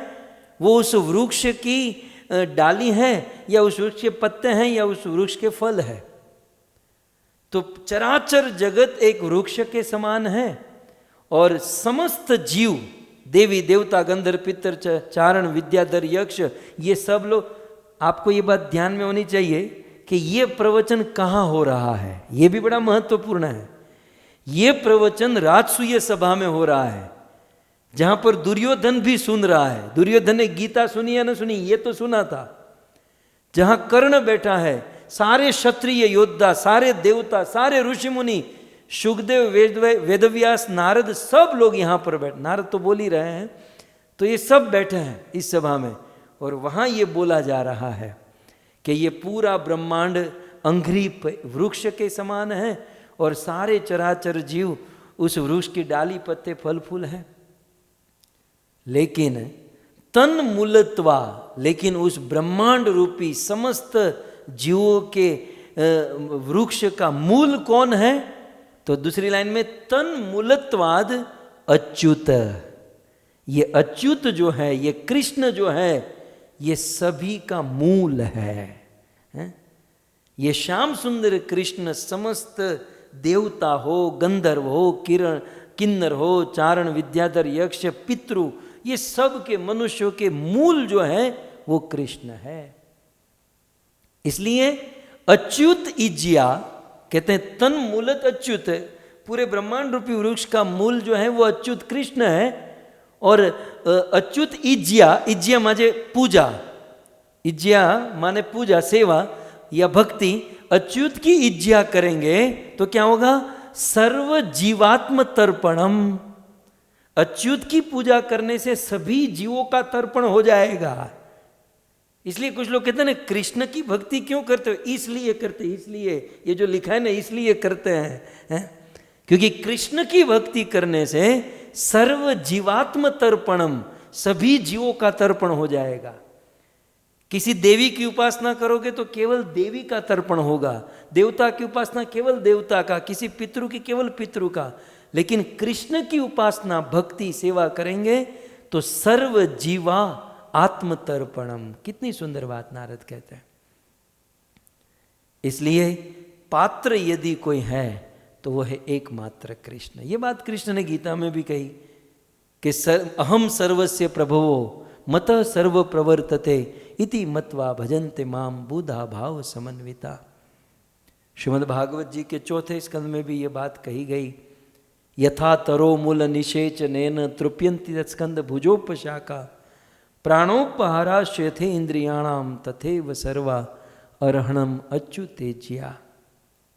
सो इस प्रकार से कृष्ण ही पूजनीय है, सेवनीय है, भक्ति करने लायक है, क्योंकि कृष्ण सबके मूल हैं, सबके जड़ है। तो अब चलो ये हो गया कृष्ण, समझ में आ गया, ये कृष्ण का तो समझ में आ गया। तो अब आपको कुछ लेना है, कुछ देना है, कुछ भी करना है, किसी को नहीं। वो गोलोक विहारी, मतलब वो मूर्ति की बात नहीं हो रही है, जो हाथ पांव चलाने वाले जो कृष्ण बांसुरी बजाते हैं, मतलब एक्टिव कृष्ण, वो वही सत्पात्र है, बाकी में डाउट है। ये नारद मुनि ने यहाँ तक कह दिया। अब थोड़ा सा आगे बढ़ते हैं, आगे बढ़ते हैं। अगले श्लोक में नारद मुनि और इस रहस्य को आगे लेकर जाते हैं। नारद जी कहते हैं, पुराणी अनेन पुराण्यनेन सृष्टानि नृतिर्यग ऋषिदेवता शेते जीवेन रूपेण पुरुषो यशो। अब सतपात्र स्वयं भगवान कृष्ण है, स्वयं हरि है। उस हरि ने क्या किया? पूरा माने बहुत पहले, अनेन सृष्टानि मतलब ये जो हम देख रहे हैं, इस सृष्टि का निर्माण किया। और हरि ने क्या किया? उस सतपात्र हरि ने, हाथ पांव चलाने वाले ने क्या किया? नृ मनुष्य को बनाया, तिर्यग माने क्या किया? नृ माने उस भगवान ने, नृ माने मनुष्य को बनाया, तिर्यग माने तिरछे चलने वाले पशुओं को बनाया, ऋषि भगवान ने देवताओं को प्रकट किया, ऋषियों को प्रकट किया, और पुराणी सृष्टानि ही असो, इस प्रकार से भगवान ने सृष्टि का निर्माण किया। लेकिन इन सब को पैदा करके मनुष्य, ऋषि, मुनि, पशु, वो लोग चलायमान नहीं थे, वो केवल एक खिलौने की तरह थे, वो चल नहीं रहे थे। तब भगवान ने क्या किया? जो सतपात्र है, ऐसे भगवान ने क्या किया? जब ये दुनिया चल नहीं रही थी, तब भगवान शेते जीवेन रूपेण, वो भगवान स्वयं पुरुषो यशो, वो भगवान सभी जीवों के हृदय में परमात्मा के रूप में प्रकट हो गए। शेते भगवान सभी जीवों के हृदय में परमात्मा के रूप में आ गए। और क्यों?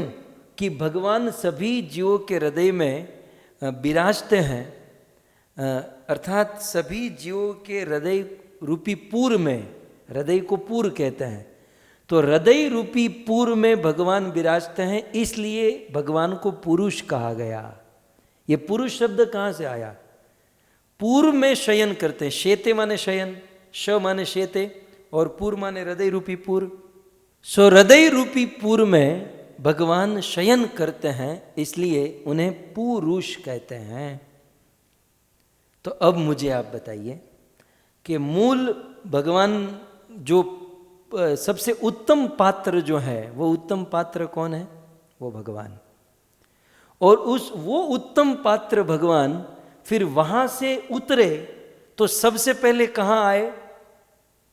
सभी जीवों के हृदय में परमात्मा के रूप में आए। इसलिए उस भगवान के बाद सेकंड नंबर किसका माना जाएगा? पात्र, उत्तम पात्र के रूप में सेकंड नंबर लगेगा कि जिनके हृदय में भगवान रहते हैं, वो नेक्स्ट टू भगवान है, वो सेकंड, उनमें और भगवान में कोई अंतर नहीं है। इसलिए आगे कहते हैं, तेष्वेव भगवान राजन तारतम्येन वर्तते तस्मात् पात्रम ही पुरुषो यावन आत्मा यथे यते। सो भगवान उस जीवों के हृदय में परमात्मा के रूप में आए, और फिर उसमें जो पशु थे उन्होंने परमात्मा के ऊपर ध्यान नहीं दिया। पशु पक्षी तो क्या ध्यान देंगे, ओके। और फिर जो मनुष्यों में भी जो आदिवासी प्रकृति के थे, वो भी परमात्मा की ओर है, लेकिन ध्यान नहीं देते।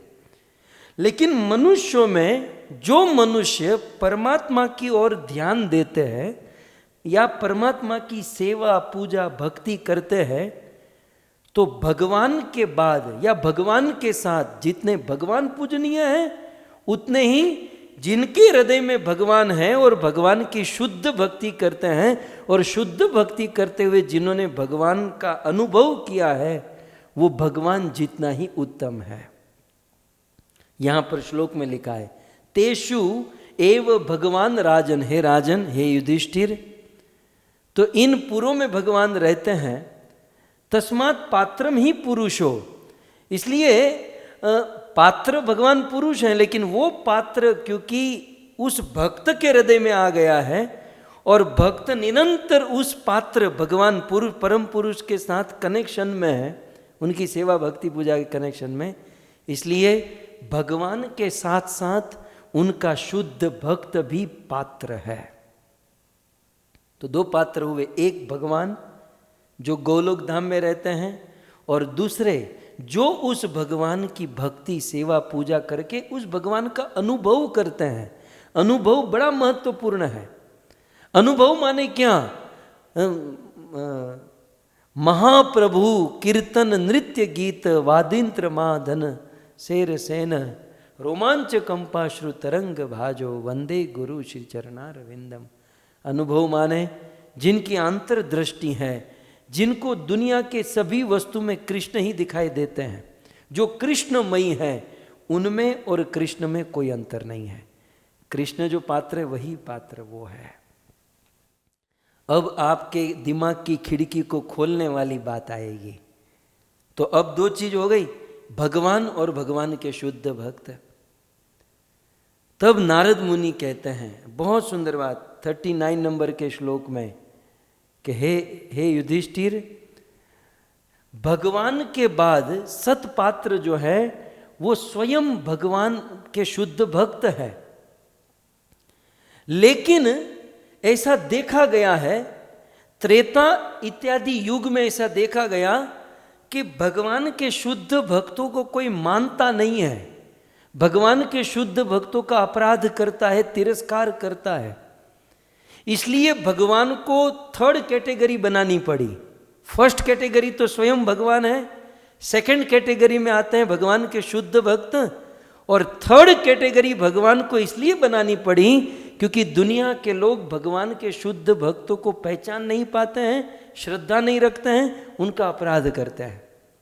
कहते हैं दृष्टवाम तेषाम मिथो नृणाम, मनुष्यों ने मिथो माने अपमान इत्यादि मनुष्यों के करने के कारण त्रेता आदिशु, त्रेता युग से हरिर अर्चा क्रियाये, त्रेता युग से तीसरी कैटेगरी हरि अर्चा अर्थात भगवान की मूर्ति बनाना प्रारंभ किया, अर्थात भगवान के अर्च विग्रह को बनाना प्रारंभ किया। और भगवान के अर्च विग्रह क्रियाये कवि भी कृताहा, तो पात्रता के रूप में थर्ड नंबर पर आते हैं भगवान के अर्च विग्रह। और भगवान के अर्च विग्रह कैसे? जिन भगवान के अर्च विग्रह में प्राण प्रतिष्ठा की जाती है। अब जीवों का दुर्भाग्य यह है कि किसी भगवान के शुद्ध भक्त में भगवान ऑलरेडी प्राण प्रतिष्ठित है, भगवान स्वेच्छा से आए हैं और वह शुद्ध भक्त भगवान के साथ आदान प्रदान अनुभव करता है, लेकिन लोग उनको गाली देते हैं, उनका तिरस्कार करते हैं और मंदिर में जाकर भगवान का पांव पकड़ते हैं। लेकिन तत्व यह है कि मूर्ति भगवान का विग्रह जो है, भगवान का अर्च विग्रह मूर्ति से भी उत्तम है भगवान के शुद्ध भक्त। बहुत बड़ा सिद्धांत, यहाँ बहुत सारे प्रश्न क्लियर होते हैं। कई बार कुछ लोग कहते हैं कि आप लोग अपने मंदिर में प्रभुपाद का विग्रह क्यों रखते हैं? आप लोग बहुत सारी मैं उसमें नहीं जाऊंगा, लेकिन ये सिद्धांत यदि क्लियर हो गया तो भगवान के अर्च विग्रह से भी उत्तम है भगवान के शुद्ध भक्त। और भगवान के शुद्ध भक्त से फिर बाकी रहा स्वयं भगवान। कौन? लीलाधारी जो गोलोक में रहते हैं। सो पात्र के रूप में तीन वस्तु बताई गई यहाँ पर। भक्तों, विष्णु पुराण में लिखा है, ये बात कोई नई नहीं है। एक बार पार्वती ने कहा कि प्रभु आप जरा मुझे पात्र के विषय में कहिए। तो भगवान विष्णु क्या कहते हैं? आराधना नाम अपि सर्वेशाम विष्णु आराधना परम। हे पार्वती, आराधनाओं में विष्णु सबसे उत्तम। और तस्मात् परतरम देवी तदीया नाम समर्चनम, और उस भगवान विष्णु के बाद तदीय उनके शुद्ध भक्त पूजनीय है। तो हम तो केवल हमारी श्रद्धा, हमारा विश्वास कहाँ होता है? भगवान की मूर्ति के ऊपर, भगवान के अर्च विग्रह के। बहुत अच्छी बात है, लेकिन किसी शुद्ध भक्तों की निंदा करके, किसी शुद्ध भक्तों का अपराध या अपमान करके हम भगवान के विग्रह के प्रति कितनी भी श्रद्धा आस्था रखे, कोई भक्ति बढ़ने वाली नहीं है, कोई भक्ति होने वाली नहीं है। ये बात भागवत में और भक्ति रसामृत सिंधु में दोनों जगह पर कहते हैं, आप देख सकते हैं। आचार्यामेव हरिये पूजाम ये श्रद्ध इहते। अर्चायाम, अर्चायाम माने भगवान की डिटीज है, भगवान का विग्रह है, और भगवान के विग्रह में किसी की बहुत श्रद्धा है। अर्चायाम, अर्चन करने में, भगवान की सेवा पूजा डिटीज का अर्चन करने में, हरिये पूजाम, हरि की पूजा में यह श्रद्धा, बहुत श्रद्धा है। यहाँ मूर्ति की बात हो रही है, मूर्ति पूजा में किसी की बहुत श्रद्धा है, लेकिन न तद भक्तेषु, लेकिन उनके भक्तों में श्रद्धा नहीं है, और च अन्येषु, किसी अन्य भक्त में भी श्रद्धा नहीं है, तो सभक्त प्राकृत स्मृत, वो प्राकृत भक्त है, वो कनिष्ठ भक्त है, वो बिल्कुल निचली कैटेगरी का भक्त है। कि जो आरती पूजा तो टाइम टू टाइम कर लेता है, शंख तो बहुत अच्छा फूंकता है, वो सब ठीक से करता है, लेकिन उनके भक्तों में श्रद्धा नहीं रखता। विश्वनाथ चक्रवर्ती ठाकुर ने अपनी टीका में भी इस बात को क्लियर किया। वो कहते हैं सर्व प्राणी सम्मान समर्थानाम अवज्ञा स्पर्धादिमताम तु भगवत प्रियम एव पात्रम इति आहा। प्रामाणिक भक्तों का, अर्थात मैंने जैसे कहा कि जो शुद्ध भक्त, देखिए भक्त में भी बहुत सारी तारतम्य है, लेकिन जो शुद्ध भक्त है, उस शुद्ध भक्तों का मूल्यांकन दुनिया के लोग ठीक से नहीं कर पाते हैं, इसलिए मूर्ति पूजा लाने की आवश्यकता पड़ गई। नहीं तो सतयुग में नहीं था ये मूर्ति पूजा, ये किसी की आवश्यकता नहीं थी। भगवान और उनके शुद्ध भक्त पूजनीय थे, लेकिन प्रामाणिक भक्त, शुद्ध भक्तों का मूल्यांकन ये दुनिया नहीं कर पाई, इसलिए मूर्ति पूजा लानी पड़ी, इसलिए अर्च विग्रह की सेवा पूजा लानी पड़ी। शिल प्रभुपाद इनके परपट में बहुत सुंदर सुंदर बात लिखते हैं। शिल प्रभुपाद कहते हैं कृष्ण शक्ति विना नाही तार प्रवर्तन। धन्यवाद। शिल प्रभुपाद जी ने इस श्लोक के परपोट में ये बात लिखी हुई है। सो कुल मिलाकर मैं इसलिए कह रहा हूँ कि हम गृहस्थ भगवान के अर्च विग्रह की सेवा पूजा बहुत अच्छे से करते हैं, लेकिन भक्तों का अपराध करते हैं, ये बहुत बुरा होता है। क्योंकि अर्च विग्रह से भी उत्तम है भगवान के शुद्ध भक्त, ये हमें समझना होगा। अगले श्लोक में नारद मुनि कहते हैं, बस अब पूर्णाहुति करने जा रहे हैं। नारद मुनि कहते हैं ततो अर्चायाम हरि के चिद संश्रद्धाय सपर्यया उपासत उपास्त्यापि न अर्था पुरुषद्विषाम। सो भगवान के शुद्ध भक्तों में, हरि भक्तों में अपराध करने के कारण मूर्ति पूजा की प्रथा प्रारंभ की गई, और तब से कुछ लोग मूर्ति में श्रद्धा करके पूजा सामग्री से उपासत, मूर्ति की उपासना करते हैं। लेकिन यहाँ पर भी नारद जी ने कहा कि उपासत उपास्त्यपि, दूसरी लाइन ध्यान से देखिए, उपासत भगवान की उपासना करेंगे, और उपासना करने पर भी यदि पुरुष द्विषाम, भगवान के भक्तों से द्वेष किया तो न अर्थदा, वो भगवान की सेवा पूजा करने का कोई फल नहीं मिलेगा, जीरो। जहाँ से शुरू किया था वहीं पर। वो सांप सीढ़ी की गेम आप रमे हैं? आप रमते हैं सांप सीढ़ी? वो घुमा घुमा के कितना ऊपर पहुँचते हैं, फिर वो सांप आ गया तो सीधा स्टार्टिंग से शुरू होता है। ये अपराध कुछ ऐसा है। हमें अर्च विग्रह के प्रति श्रद्धा भावना सेवा होनी ही चाहिए, लेकिन उससे भी उत्तम है शुद्ध भक्त की सेवा, शुद्ध भक्त की भक्ति। बहुत सुंदर इस श्लोक के परपोट में भी श्रील प्रभुपाद जी ने बहुत सुंदर बात कही है, आप देख सकते हैं। श्रील प्रभुपाद तात्पर्य में लिखते हैं, अर्च विग्रह पूजा विशेष रूप से नव दीक्षित भक्तों की शुद्धि के लिए है। अर्च विग्रह की पूजा विशेष रूप से न्यू फाइट डिवोटी, नव दीक्षित नए भक्तों के लिए है, किंतु वास्तव में उपदेश देना, प्रचार करना, प्रीचिंग करना ये अधिक महत्वपूर्ण है। भगवद गीता में कृष्ण ने कहा है, न च तस्मात् मनुष्येषु कश्चिन में प्रिय कृतम। यदि कोई पूर्ण पुरुषोत्तम भगवान से मान्यता चाहता है या भगवान से प्रेम चाहता है तो उसे भगवान की महिमा का प्रचार करना चाहिए। अतएव जो व्यक्ति अर्च विग्रह की पूजा करता है उसे प्रचारकों का अत्यधिक सम्मान करना चाहिए, अन्यथा केवल अर्च विग्रह की पूजा करते रहने से वह भक्ति की निम्न अवस्था में ही पड़ा रहेगा। केवल अर्च विग्रह की पूजा करते रहने से वह व्यक्ति केवल निम्न अवस्था में ही पड़ा रहेगा।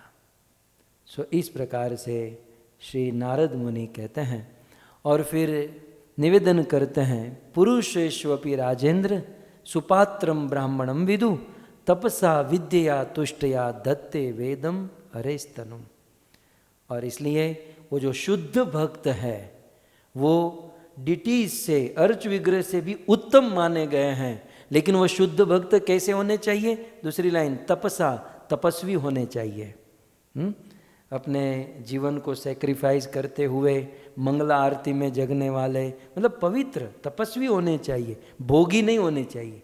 विद्या माने शास्त्रों का पूर्ण ज्ञान होना चाहिए। तुष्टया, जीवन में संतुष्टि होनी चाहिए। ये उन शुद्ध भक्त की महिमा कह रहे हैं। दत्ते वेद हरेस्तनुम, और ऐसे शुद्ध भक्त दत्ते धारण करते हैं क्या? हरे तनुम, मतलब हरि स्वयं ऐसे भक्तों के हृदय में शरीर धारण करते हैं, मतलब वो स्वयं हरि ही है। जिस शुद्ध भक्त में तपस्या है, विद्या है, तुष्ट या संतुष्टि है, वो हरि ही समझो, क्योंकि उनके हृदय में हरि नाच रहा है, हरि लीला कर रहा है। साक्षात हरित्वेन समस्त शास्त्रे, वो साक्षात हरि ही, ऑलमोस्ट हरि समझिए ऐसे शुद्ध भक्तों को, क्योंकि हरि उनके हृदय में नाच रहा है।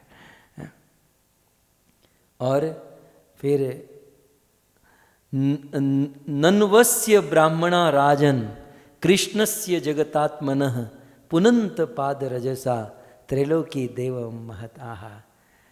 क्या बात कर दी। अंतिम श्लोक है, अब यहाँ गृहस्थ समाप्त हो रहा है, लेकिन कहते हैं हे राजन, ऐसा हरि का शुद्ध भक्त जो भगवान उनके हृदय में प्रकट रूप से बिल्कुल नाच रहे हैं, क्रीड़ा कर रहे हैं, रोमांच कंपाश्रु तरंग भाजों में जो बिल्कुल लगा हुआ है, ऐसा शुद्ध भक्त पुनंती पाद रजसा, दुनिया में कहीं भी जाएगा, दुनिया के किसी भी कोने में चला जाएगा, ऐसा शुद्ध भक्त पुनंती अपने चरणों की रज से त्रिलोकिम, तीनों लोकों को पवित्र कर देगा।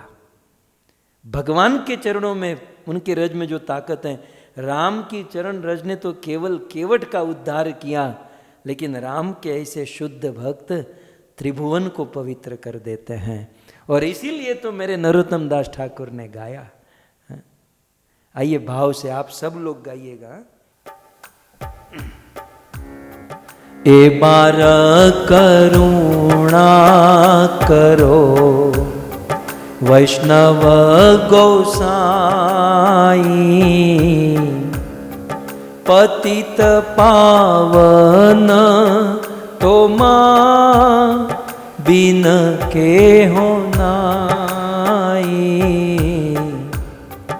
ए बार करुणा करो वैष्णव गोसाई, कहार निकटे गेले पाप दूर जाय। ए मन दयाल प्रभु के बाको था पाया। हे वैष्णव ठाकुर, हम पर दया करो, हम पर कृपा करो, एक बार कृपा कर दो। क्यों? क्योंकि वैष्णवों के निकट जाने से, वैष्णव के निकट खड़े रह जाने से, वैष्णव के निकट बैठ जाने से हमारे सारे पाप दूर हो जाते हैं। कहते हैं गंगार परश हैल पश्चात पावन, दर्शन पवित्र कर एई तो मार्गुण। दर्शन पवित्र करो एई तो मार्गुण। हरि स्थाने अपराधे तारे हरि नाम। तो मा स्थाने अपराधे नाही कये आना। तो मार हृदये सदा गोविंद विश्राम। गोविंद कहे न मोर वैष्णव पराण। ए बार करुणा करो वैष्णव गोसाई।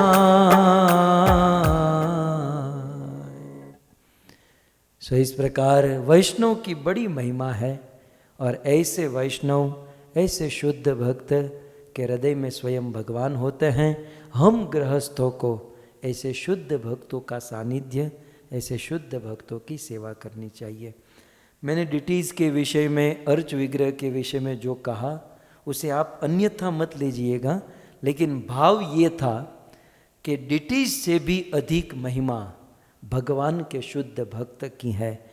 ऐसे शुद्ध भक्त का अपराध करके यदि हम कितनी भी डिटीज सेवा करते हैं उसका कोई लाभ नहीं, ऐसा नारद मुनि ने यहाँ पर निवेदन किया। तो हम सभी भक्तों ने गृहस्थ जीवन के इन कुछ मूल्यों पर चर्चा की, और 15 दिन की यह जर्नी यात्रा अब पूर्णाहुति के मोड़ पर है। यदि सरल भाव में कहना हो तो गृहस्थों को चाहिए कि सदाचार का पालन करें, और सदाचार का पालन करते हुए सुबह ब्रह्म मुहूर्त में जगना, तिलक करना, 12 तिलक होते ना, सो ब्रह्म मुहूर्त में जगकर स्नान करना, तिलक करना, मंगला आरती करना, अर्च विग्रह की सेवा पूजा करना, तुलसी सेवा करना। और फिर हम गृहस्थों को अपने दिनचर्या में हरि नाम जाप करना, हरि के नाम का आश्रय लेना चाहिए। फिर गृहस्थ धर्म के अंतर्गत प्रैक्टिकल लेवल पर कहूँ तो भक्ति शास्त्र का पठन करना चाहिए। भगवत गीता, भागवतम, चैतन्य चरितामृत ऐसे भक्तिमय ग्रंथ का पठन करें, नाम संकीर्तन करें, कीर्तन करें, एकादशी आदि व्रत का पालन करें। जैसे एकादशी आचार्यों का आविर्भाव, तिरोभाव, जन्माष्टमी, रामनवमी ऐसे पवित्र पर्वों पर तपस्या करें, व्रत करें, और वैष्णवों की सेवा करें जो हम कई श्लोकों से वर्णन कर रहे थे। साधु संग करें, और साथ ही साथ गलत संगति को त्यागे, असत संग को त्यागे। शुद्ध आहार करें, शुद्ध प्रसाद ग्रहण करें। और प्रत्येक गृहस्थों को मैं निवेदन करूं कि मठ या मंदिर की सेवा करें। प्रत्येक गृहस्थ मठ या मंदिर से जुड़कर रहे, मठ मंदिर की सेवा करे। आपके क्षेत्र में जहाँ भी मठ मंदिर है, खास करके ब्रह्म मध्व गौड़ीय संप्रदाय, इस्कॉन मंदिर मिल गया तो आपका बहुत बड़ा सौभाग्य है। तो मंदिर से जुड़कर रहिए, और वहाँ आप अपने लोकल टेम्पल आदि में आप सेवा करें तो अवश्य आपके जीवन में बहुत प्रोग्रेस होगा। और साथ ही साथ अपराध के प्रति सतर्क रहे।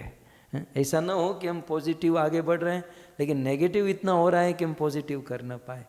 सो अपराध के प्रति सतर्क रहे। मुख्य 4 प्रकार के अपराध होते हैं: नाम अपराध, धाम अपराध, सेवा अपराध और वैष्णव अपराध। तो इन अपराधों के प्रति बचें। आजकल मैं बहुत बोल रहा हूँ और जो बोलता है वो अपराध करता ही है। सो इतने दिनों से मैं बोलता आया हूँ और मेरे सामने 2-3 स्क्रीन हैं तो उसमें भक्तों को देखकर कुछ भाव निकलते हैं। हो सकता है वो भाव किसी अन्य भक्त के लिए मैच ना करता हो, तो मैं आप सब भक्तों के चरणों में क्षमा चाहता हूँ। आप इसे अन्यथा मत लीजिएगा। और उद्देश्य केवल एक ही होता है कि हम भागवत पढ़ें और भागवत को समझकर समझाने का प्रयास करें। लेकिन इस उद्देश्य में भी कुछ अन्यथा हो गया हो या कोई बातों से आपको ठेस पहुंची हो, कुछ त्रुटि रह गई हो। हम कोई शास्त्र के विद्वान पंडित, कोई ज्ञानी महात्मा नहीं है। मैं भी आप ही के साथ ही बैठा हूँ। मैं भी फंसा हुआ गृहस्थ हूँ। फंसे फंसे ही कुछ पढ़ लिख कर बोल देते हैं और आप सब सुनते हैं। तो इनमें कुछ त्रुटि रह गई हो, कुछ कमी रह गई हो, तो आप क्षमा कीजिएगा और आप आशीर्वाद दीजिएगा, क्योंकि हम भी बहुत भारी गृहस्थी लेकर बैठे हैं। और मेरी तो बहुत बड़ी गृहस्थी है, पत्नी और 2 बच्चे तो हैं, लेकिन वसुधैव कुटुंबकम आप सबको साथ में लेकर चलना है। कुछ लोगों को देखते तो टेंशन भी आता है, इनको कितना आगे बढ़ाएंगे, इनका क्या करेंगे। सो आप आशीर्वाद दीजिएगा कि हम गृहस्थी में रहकर ये जो सिद्धांत है आप सब तो पालन करते ही हैं, लेकिन मैं जो बोला हूँ इस पर मैं खरा उतरूँ, मैं इसका पालन करूँ, इसका पालन करके इसी जीवन में भगवत प्रेम प्राप्त कर सकूं। आप सभी भक्तों को भूरी भूरी धन्यवाद। मैं विशेष धन्यवाद देना चाहता हूं हमारे नरेंद्र प्रभु, वंदना माता, लव लई, बिल्कुल प्रत्यक्ष बैठकर एक आसन पर बैठकर 7 दिन तक इन्होंने कथा श्रवण की। हमारे टेनेसी से विनू भाई और विमला बहन, नेत्रा माता, आपका भी धन्यवाद और आप सभी भक्तों का धन्यवाद। आप भक्त बड़ा स्नेह रखते हैं, प्रेम रखते हैं और इस स्नेह प्रेम के खातिर मेरी गलतियों को क्षमा करते रहते हैं। ये मैं मेरा अच्छा कर्म समझता हूँ, ये मैं मेरा भाग्य समझता हूँ। नहीं तो दुनिया में कौन किसको सुनना चाहता है, लेकिन आपने मुझे स्वीकार किया है। आप आशीर्वाद दीजिए कि हम इन सिद्धांतों को जीवन में उतारें और भगवान कृष्ण से प्रेम कर सकें। सो मेरी इच्छा बहुत करती है मैं सबके नाम लेकर आपका धन्यवाद करूं। सो धन्यवाद आप सभी भक्तों का, और आप सभी भक्तों के चरणों में कृष्ण प्रेम की भीख मांगते हुए इस भोपाल की व्यासपीठ से हम विराम करते हैं। हरे कृष्ण। जय श्रील प्रभुपाद, जय गुरुदेव। ग्रंथराज श्रीमद् भागवतम महापुराण की, परम पूज्य राधा गोविंद गोस्वामी महाराज की, जगत गुरु श्रील प्रभुपाद की, निताय गौर प्रेमानंदे। जय जय श्री राधे, जय जय श्री राधे, जय जय श्री राधे।